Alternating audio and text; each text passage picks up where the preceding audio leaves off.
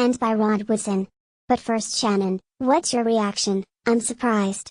Yeah, he's 29, $12.5 million cap hit. That's not a lot of money for someone that was as productive as he was. Now maybe the possibility that the Giants are going to be more of a 3-4 team as opposed to a 4-3 made it a lot easier to move on from JPP, who knows?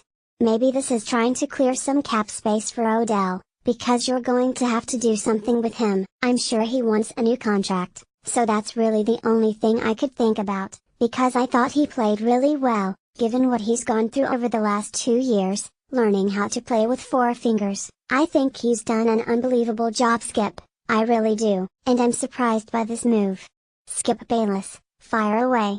You know, I'm surprised too, because I think I agree with you. I think they're moving on because they think he cannot play a 5 technique in a 3-4 outside of a defensive end. He's in a 6-7 technique outside. What really benefits him? I mean, he's going to play with McCoy, Shannon, Sharp, right? With the Bucs, they were dead last in sacks last year, so it's going to help this guy individually. It's going to help that football team down south. But I think as the Giants themselves, you think about since 2008 to 2013, there are no more players on the roster. Excuse me. And so I'm thinking they're clearing cap space for Odell. We know Odell loves to be that rock star. He's a great player. He's known internationally, and he wants that money, and I think the way you move that cap space is to take some of those older players, the 30 it used to be 30 years ago when they got rid of players. Shannon Sharp, yeah. 29's the new 30. So they're starting to move players at 29 nowadays. As usual, I've got to speak as a Cowboys fan. I was glad because every game against the Giants, he scares me, JPP, because he can wreak havoc. When he gets flying around the end, all of a sudden he disrupts. He is difficult to game plan and difficult to sort of nullify.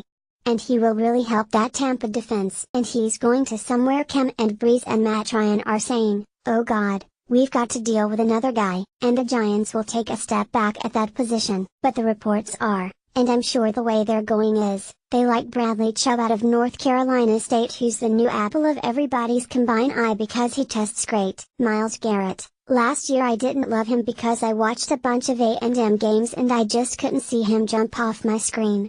Shannon Sharp, right, he did some good things for Cleveland but not great things. Shannon Sharp, right, and I watched 3 North Carolina State games. I'm just watching television, but I like to see if a guy's going to be that guy, the second pick in the draft. Even when you're watching television you should be sitting back saying, well, look at that guy. I didn't. I watched him against Louisville, North Carolina State, and then they went to Notre Dame and then they played at Clemson. He just didn't leap. We were saying, oh, I see that guy. Shannon Sharp, he's special. Yeah, he's special. I don't know. But then he goes to the combine and he runs 4.6 at 269 pounds, which is tremendous. Shannon Sharp, ooh, that's booking. Rod Woodson, that's moving, inaudible. Shannon Sharp, that's booking. Rod Woodson, that's moving for that size. No, I mean, that's great. But does that mean you're a dominant defensive end? I don't know, but I'm pretty sure they're going to go that direction, which means the Jets are going to take. We're thinking Darnold's obviously going to Cleveland. Shannon Sharp, yes, and the Jets are going to take a quarterback. I think it's going to be Baker Mayfield.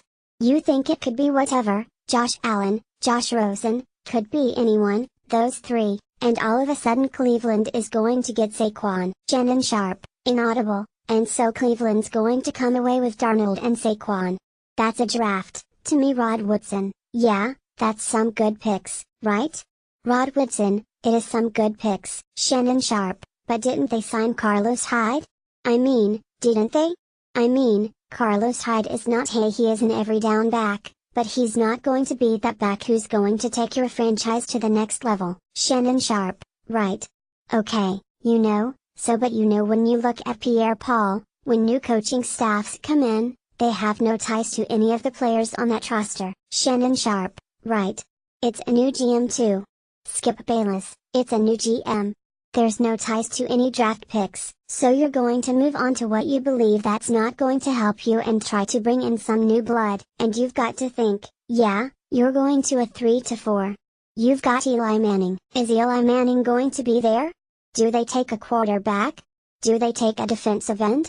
Do they take a running back? I mean, where do you go? I mean, who's their backup quarterback for the New York Giants? Who's their future?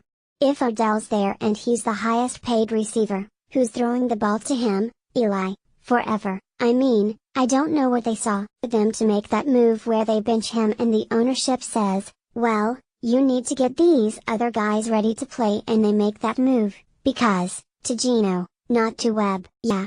We know what Geno can do. Yeah. It was the inaudible.